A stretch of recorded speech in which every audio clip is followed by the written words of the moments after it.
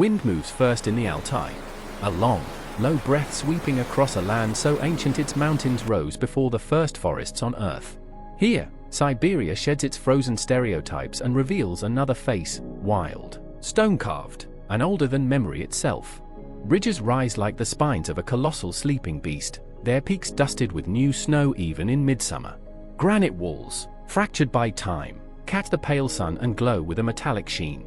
Below them, valleys open like scars, carved by glacier that still grind their way through the rock with slow, unstoppable patience. You can hear them if you stand still long enough, tiny cracks, shifting ice, the groan of ancient pressure, the language of a land that never stopped forming.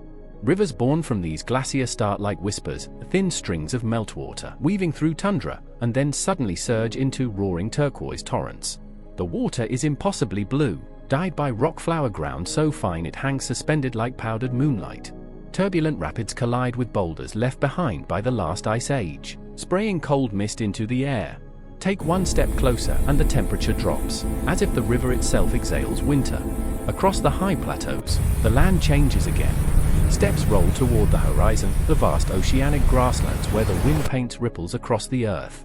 Here the colors shift by the hour, copper at sunrise, pale gold at noon, deep green under passing storms. And moving through it all, silence, the kind that absorbs your thoughts until even your heartbeat feels too loud. Life survives here by ancient rules. Argally sheep cling to cliffs that crumble under their hooves, navigating ledges only a few centimeters wide. A golden eagle circles above them, wings stretched, motionless, riding a thermal pulled from sun-baked rock. Somewhere beyond the ridge, the snow leopard moves like a shadow carved from frost, rare, unseen, a myth stitched into the fabric of these mountains. Its presence is known only through signs, a track in fresh snow, a mark on a lichen-covered boulder, a ripple of fear among the ibex when the wind shifts. Farther south, the mountains sharpen.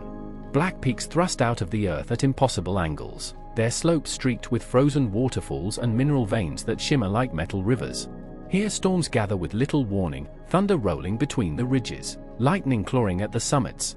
Rain begins as a distant hiss and arrives like a wall, sweeping across the land in a grey curtain so dense it seems to erase whole mountains. And then, just as quickly, it clears, revealing a world washed clean, glittering, reborn. Deep in the valleys, ancient larch forests stand like living relics. Their trunks twist with centuries of harsh winters, their needles turning gold each autumn before falling in a silent rain that carpets the ground in amber. Walk through them and the air smells of resin and cold earth, of storms held back by old roots. Woodpeckers echo through the canopy, and from time to time, the stillness breaks with the soft crack of a branch under the weight of a Siberian elk. Even in daylight, these forests feel half mythic, like places where old spirits still watch from behind moss-covered stones. Across the high passes, the world opens again into barren, windswept tundra. Here the soil is thin, the air sharp, the sky enormous. Permafrost lies just beneath the surface, locking ancient seeds, pollen, and even bones in a frozen archive of the Earth's past. Every thaw reveals something new, the jaw of a long-vanished bison, the remnants of a forgotten forest, the ghost of a climate long gone. The Altai keeps its history sealed in ice, yet sometimes it lets pieces slip into the present. Then, the land shifts once more. Red canyons rise without warning, their walls sculpted by millennia of wind and meltwater. Layered rock exposes a chronology older than language, bands of crimson, ochre, and grey stacked like pages in a cosmic book. Stand at the floor of these canyons and the world above seems impossibly distant. Stand at the top and the canyon seems too vast to belong on Earth at all. This is the paradox of the Altai, every step reveals a landscape that contradicts the one before it. Twilight brings another transformation. As the sun sinks behind the peaks, the mountains turn violet, then indigo, then black. The air cools so quickly your breath trails behind you in silver streams. Frost begins to form on grass that was warm an hour ago. And then darkness arrives with absolute clarity.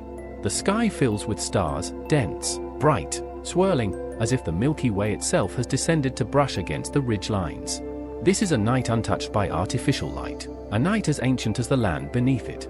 In this darkness, the Altai feels infinite, a world where time moves differently, slower, older, deeper, a place where mountains still grow, glaciers still carve, rivers still rewrite the map every spring. A land that refuses to be conquered, explained, or simplified. The real Siberia most people never see.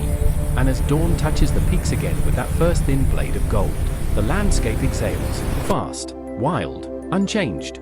Here, at the edge of the world, you feel something rare. Not that you are witnessing nature, but that nature is witnessing you.